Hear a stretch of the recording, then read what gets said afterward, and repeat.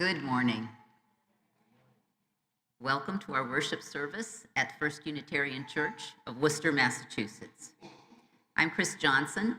I'm assisting in worship this morning with our Director of Music, Allegra Martin, broadcast technician, Olivia Buxton, and our head ushers today, Sue and Bob Shaw. The Reverend Sarah Stewart, our minister, has been taking the summer off, but she joins us today for the service, and we're delighted to see her. We will be missing our scheduled soloist, Amanda Dings. Amanda is out sick, so Allegra will be substituting.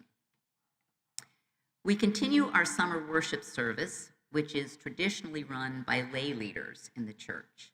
Today, our guest preacher is Jeff Conlon, a member of the church. We're delighted to welcome him in the pulpit this morning. Here at First Unitarian Church, we strive in loving fellowship to honor the sacred, connect with each other, and serve justice. We are a welcoming congregation. Whatever your age, race, class, nationality, sexual orientation, or gender identity, we are delighted to have you with us this morning. We are worshiping as one congregation in many places. You can like this video to help others find us, and please subscribe to our channel to find more of our content. Our newsletter is the best way to stay in touch and join our other programs. If you would like to receive our e-newsletter, please go to firstunitarian.com and click subscribe to our newsletter at the bottom of any page. If you're here in the sanctuary, you can visit the welcome table through this door and sign up to receive the newsletter. Following worship today, we will have fellowship and really good refreshments in our church parlor. Everyone is welcome.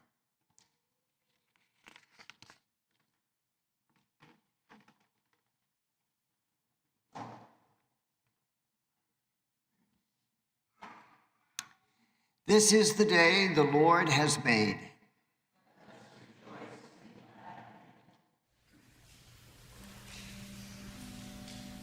We come together today, seeking a reality beyond our narrow selves that binds us in compassion, love, and understanding to other human beings and to the interdependent web of all living things.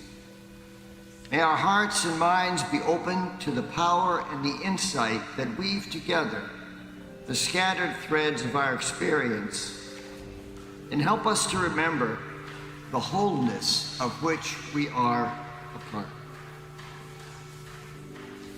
It's now time for our Chalice Lighting.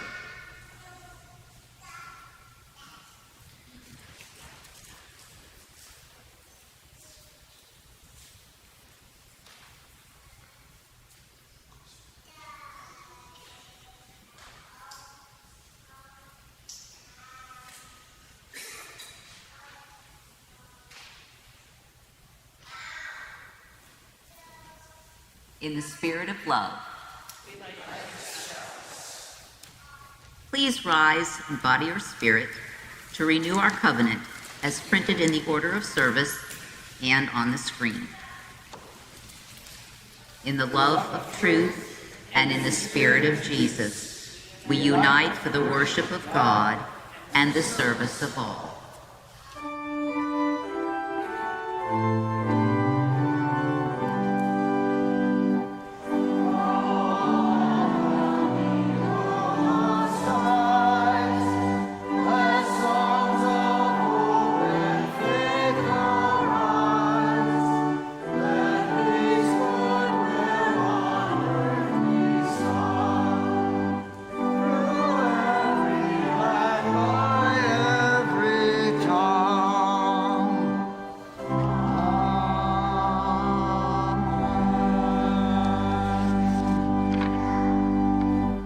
Please remain standing.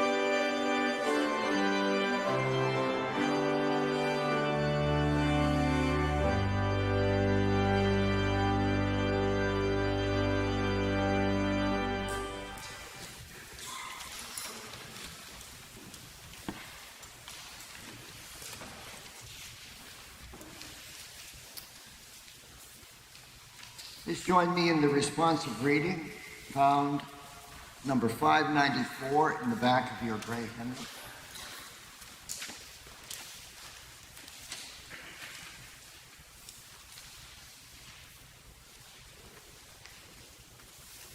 We affirm and promote the inherent worth and dignity of every person.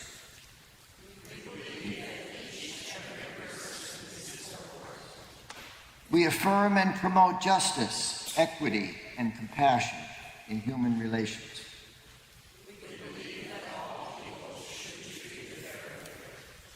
We affirm and promote acceptance of one another and encouragement to spiritual growth.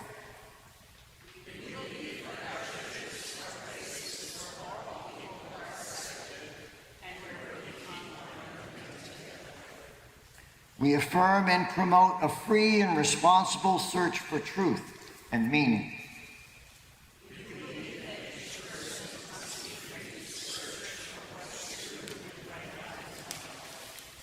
We affirm and promote the right of conscience and the use of the democratic process.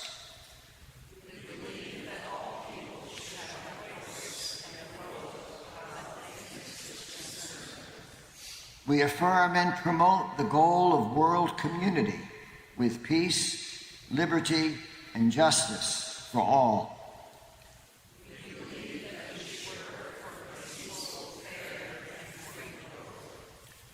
We affirm and promote respect for the interdependent web of all existence of which we are a part. We believe that we should care for our planet Earth.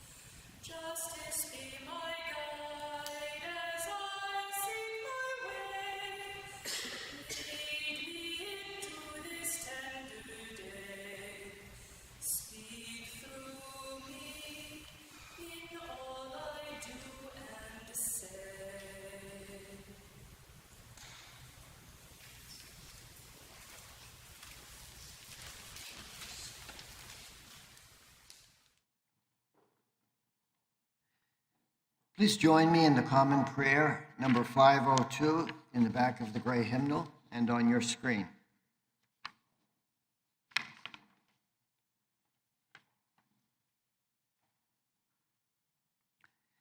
Now is the accepted time, not tomorrow, not some more convenient season. It is today that our best work can be done, and not some future day or future year. It is today that we fit ourselves for the greater usefulness of tomorrow. Today is the seed time. Now are the hours of work, and tomorrow comes the harvest. and the playtime. Amen.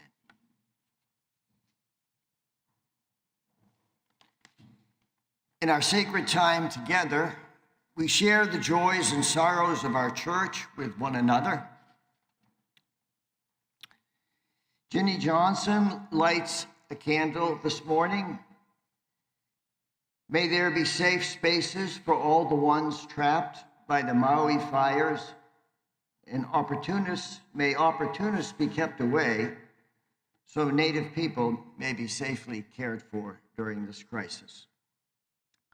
Allegra and myself light a candle for Amanda's speedy recovery. Please continue your thoughts and prayers in this time of silence.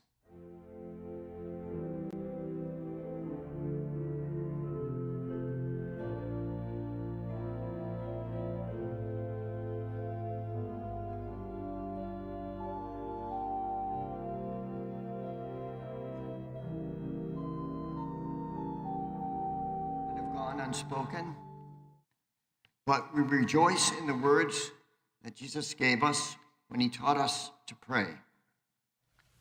Our Father, who art in heaven, hallowed be thy name.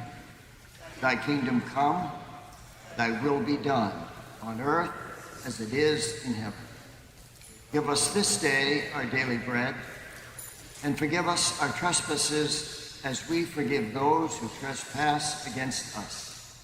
And lead us not into temptation, but deliver us from evil. For thine is the kingdom, and the power, and the glory, forever and ever. Amen.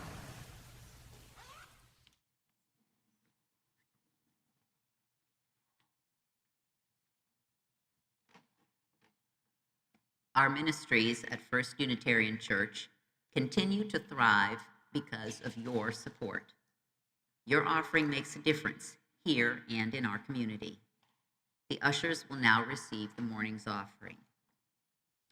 If you are worshiping online, you can text the number on your screen or go to firstunitarian.com and click Give Online at the top of any page.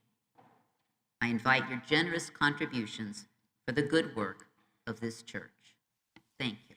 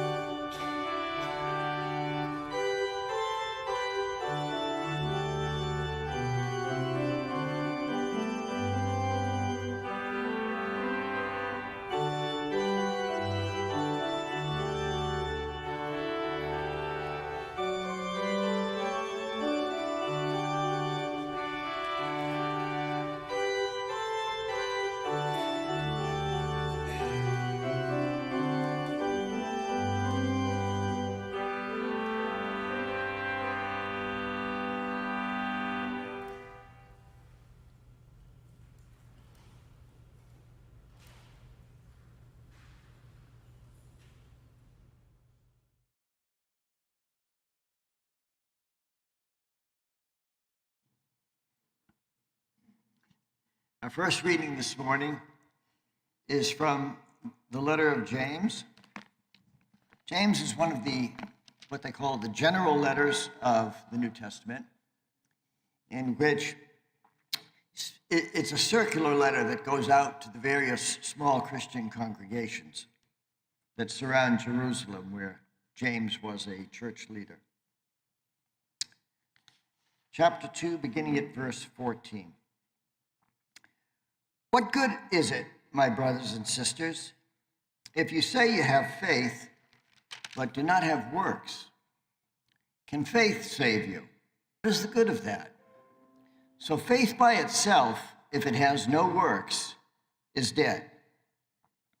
But someone will say, you have faith, and I have works. Show me your faith apart from your works, and I, by my works, will show you my faith. You believe that God is one. You do well. Even the demons believe and shudder. And James goes on to use Abraham as the example of someone who put his faith into action. And then he concludes with, for just as the body without the spirit is dead, so faith without works is also dead.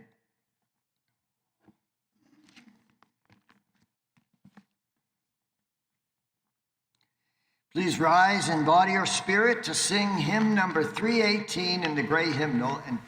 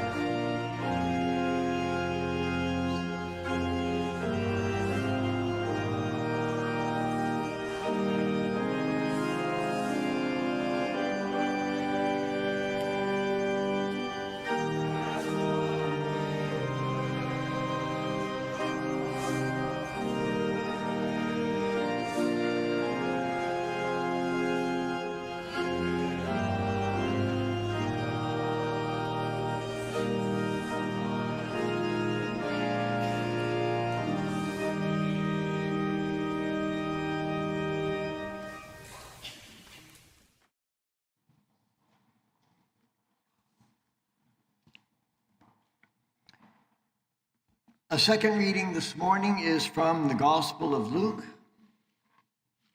the beginning of chapter 18.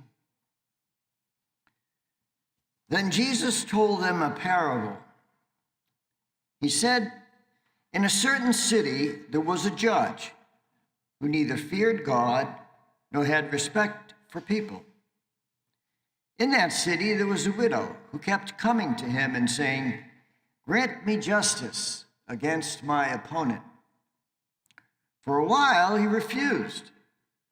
But later he said to himself, though I have no fear of God and no respect for anyone, yet because this widow keeps bothering me, I will grant her justice, so that she may not wear me out by continually coming.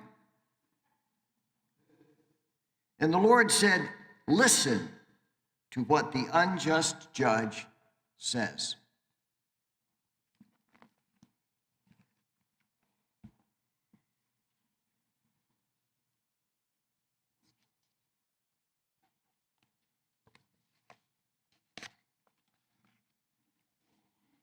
As some of you may know, I'm kind of a newbie here to Unitarian Universalism. I've been coming here to First Unitarian since autumn of 2019, and this is the first Unitarian Universalist church that I have ever been a part of. In some respects, I am an unlikely candidate for UUism. For a good portion of my life, I have held some rather strong beliefs about God, about why the world is the way it is, about how we are to live together as human beings who share a common planet. At the same time, I like to think of myself as a lifelong seeker, as someone whose understandings have evolved over the years. So in that sense, you could say I'm a very good prospect for Unitarian Universalism. Some of you may have similar paths that have brought you here to First Unitarian. But in any case, I thought it would be prudent to deepen my understanding of our 7 principles prior to speaking with you this morning. So I picked up this little book, which some of you might be familiar with. The title is The 7 Principles in Word and Worship. In my opinion, it's quite a little gem. The editor, Ellen Brandenburg, had me hooked in the first few paragraphs of her introduction. Here's what she had to say. Unitarian Universalists have long held that when it comes to expressions of faith, actions speak louder than words. Words have never been the ultimate expression of beliefs for religious liberals.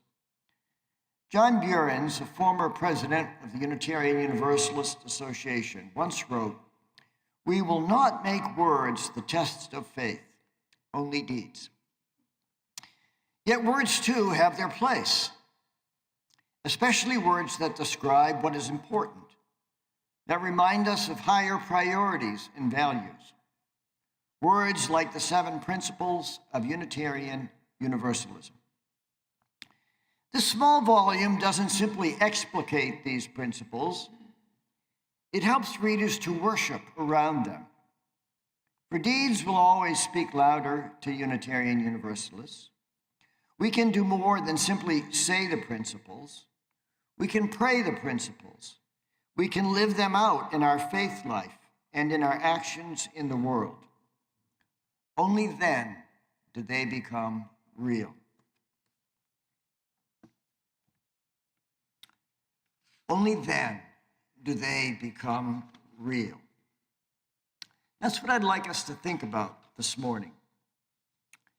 How do my beliefs, the words that I'm trying to live by, whether those words are the 7 principles or some other spiritual teaching, how do those beliefs influence my day-to-day actions, or for that matter, my moment-to-moment actions?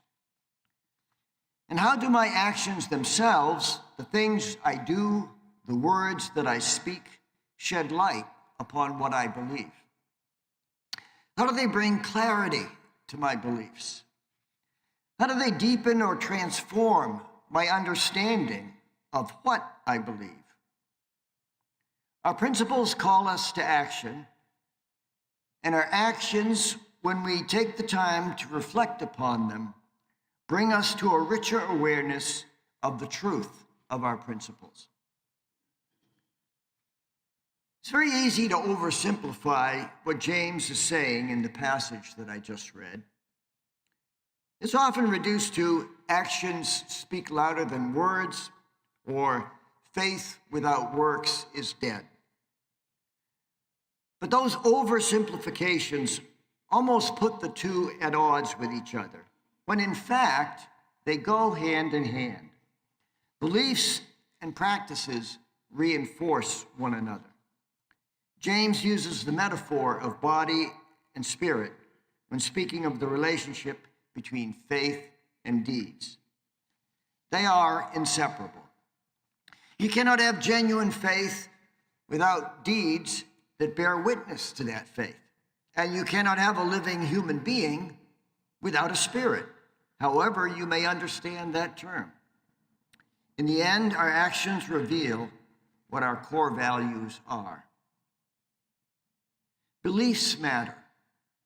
Being clear about what we believe matters. It requires spiritual reflection. When I say I believe in the inherent worth and dignity of every person, I become accountable to others and to myself for living out that belief. Reflection means asking myself, so how am I doing on that one? Am I seeing that inherent value in others? When I say I believe in justice, equity, and compassion in human relation, reflection leads me to ask, do my actions bear witness to those beliefs? These are not easy questions to ask ourselves.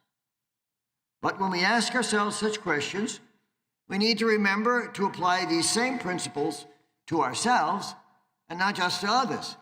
Each of us has inherent worth and dignity. We are born with it. We must show compassion to ourselves as well as to others.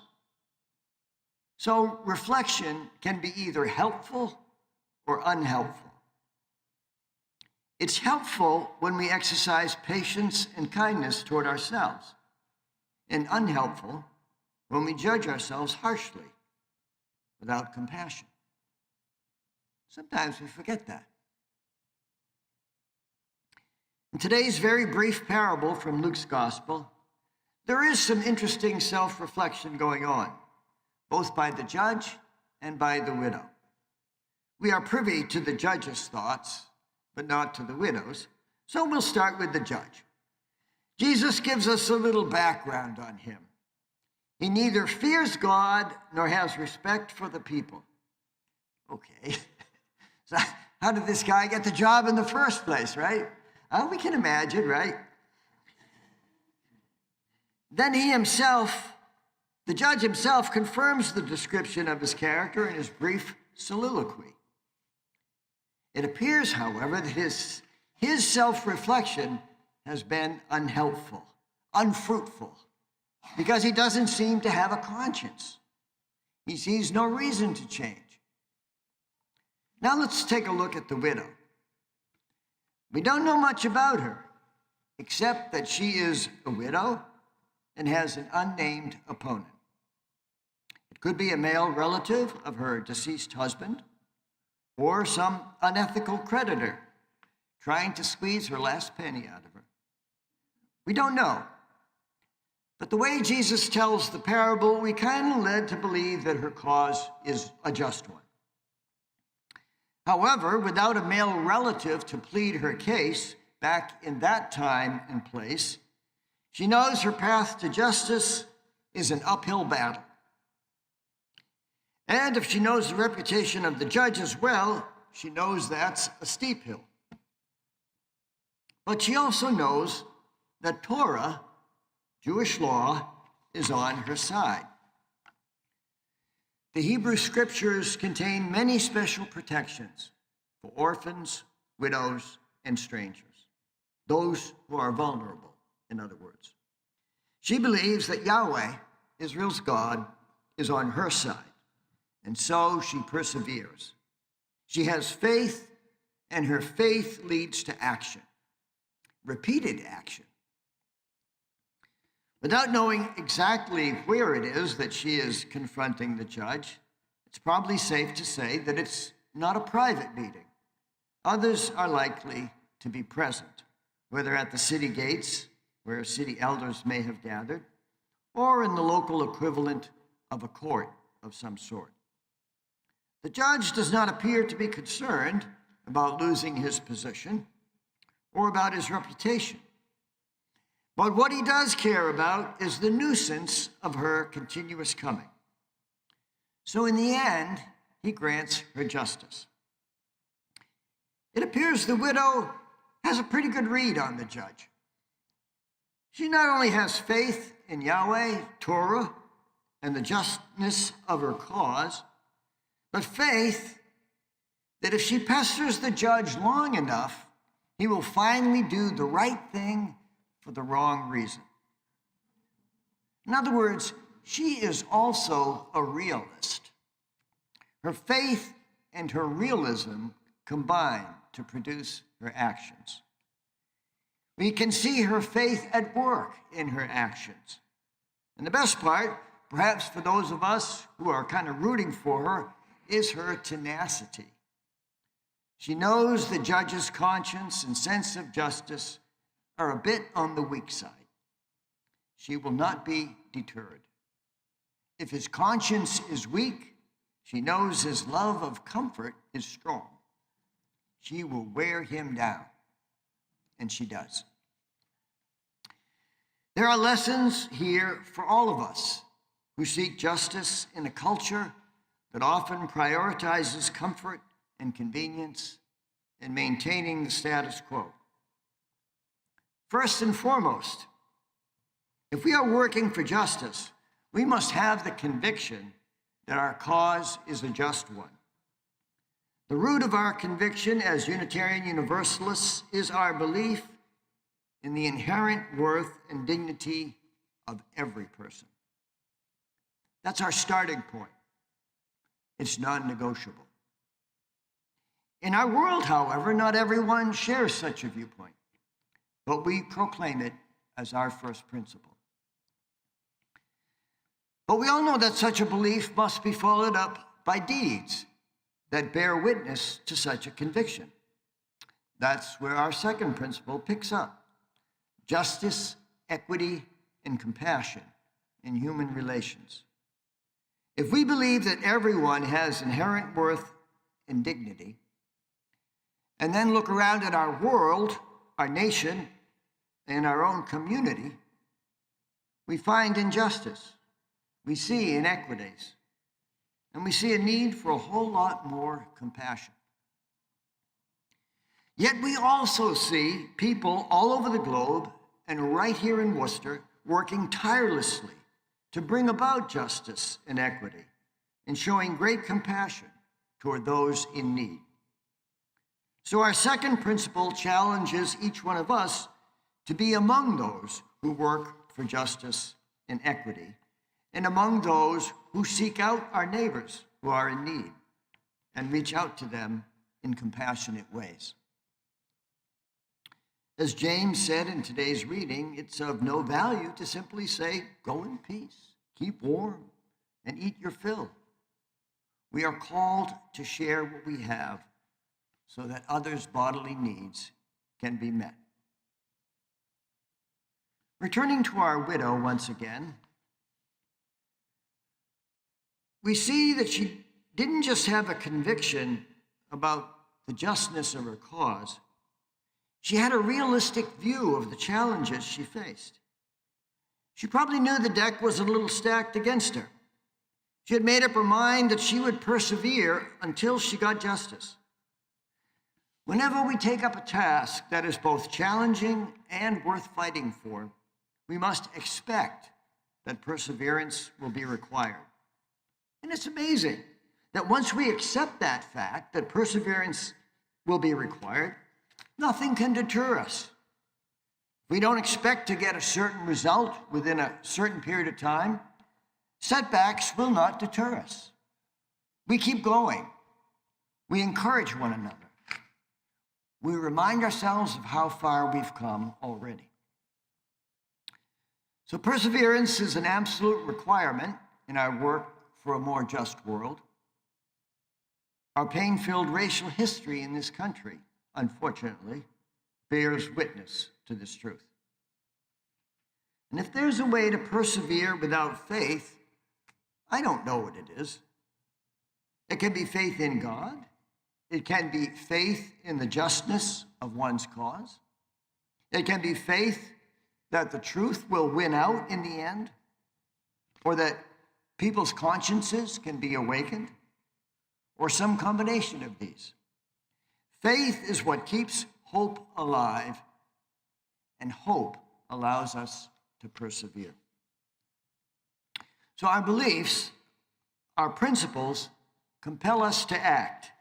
And when we act, we learn and we grow. A third element, in addition to faith in action, which we need in order to remain on course, is reflection. When the widow came home after an unsuccessful attempt with the judge, she may have asked herself, so what worked today and what didn't? And then the tougher question, how is my heart toward the judge?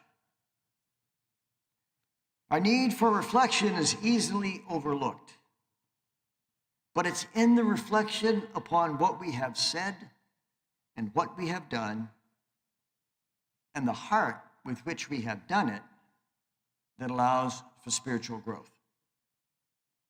If we can reflect upon ourselves with compassion, then we can learn to view others with compassion as well, even those we oppose.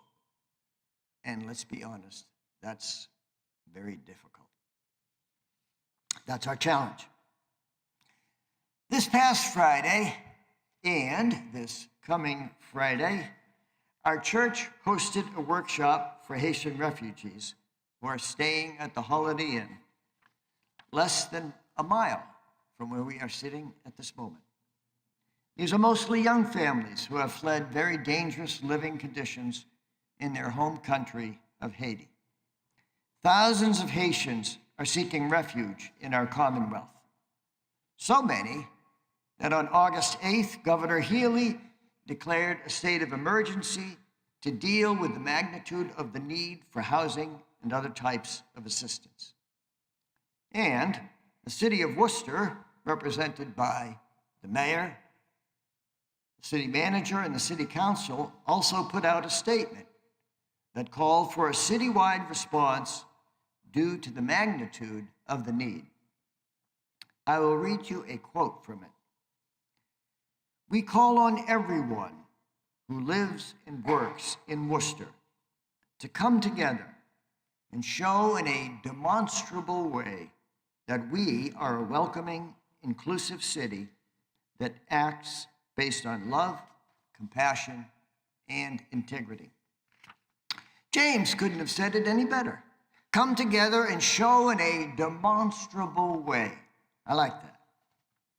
Our 7 principles speak directly to the heart of this challenge. This is a golden opportunity to make our principles real, to make them come alive within our beings and in the lives of our Haitian sisters and brothers. We may not be able to change the situation back in their home country, but we can let them know that there is a human community right here in Worcester that transcends national boundaries. Our 6th principle challenges us to work toward a world community with peace, liberty, and justice for all. This congregation has a history that bears witness to our belief in the 7 principles and what they stand for. We are a compassionate community that recognizes the challenges that lie ahead for Worcester as it continues to grow. Greater Worcester's growing pains present us with an opportunity for our growth. The statement from the city of Worcester that is in today's bulletin is a call to each one of us to do what we can to come together and show in a demonstrable way that we are a welcoming, inclusive congregation that acts based on love, compassion, and integrity. May we, as individuals and as a congregation, be a vital part of taking action in order to make those words come true. May it be so. Amen.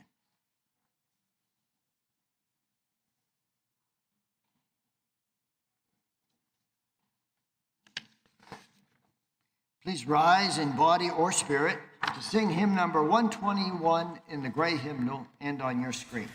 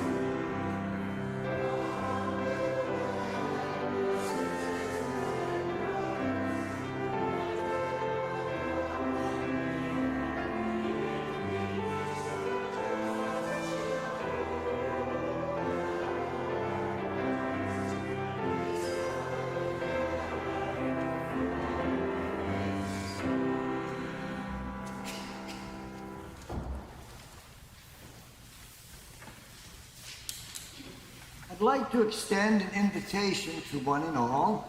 This coming Friday from 11 a.m. to 2 p.m. we will be hosting our second workshop for Asian refugees from the Holiday Inn. And the adults go upstairs and the kids stay downstairs. And it was fun. It was challenging. But we need more help.